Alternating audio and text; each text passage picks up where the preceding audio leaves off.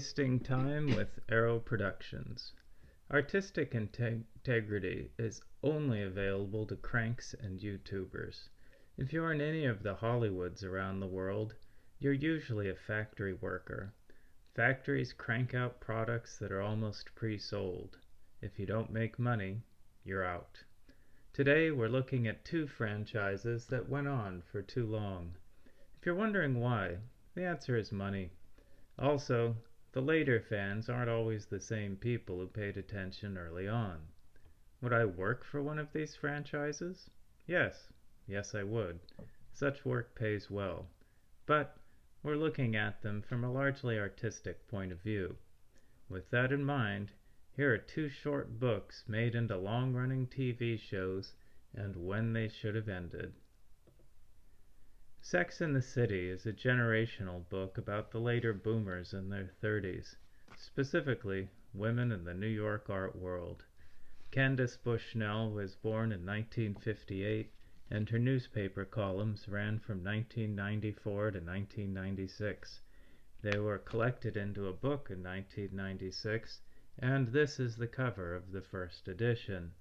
The current edition has 256 pages. And, just like that, you notice that this franchise is still running at the time of recording, 28 years later. The franchise was run into the ground ages ago, but it just keeps on going.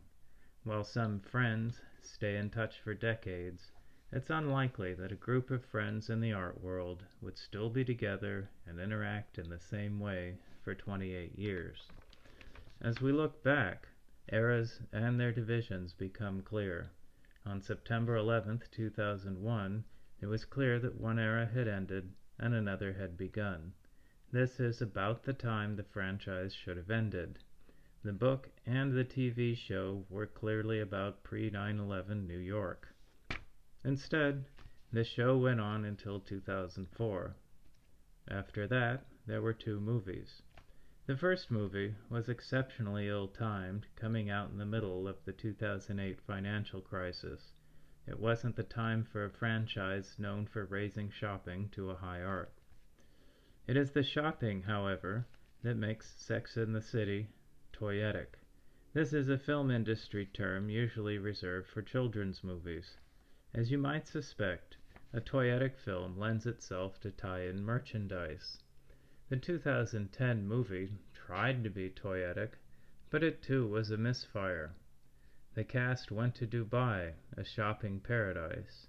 The problem was that the government there thought the series was otherwise incompatible with their values. The movie was made in Morocco instead, which diluted whatever ideas they might have had.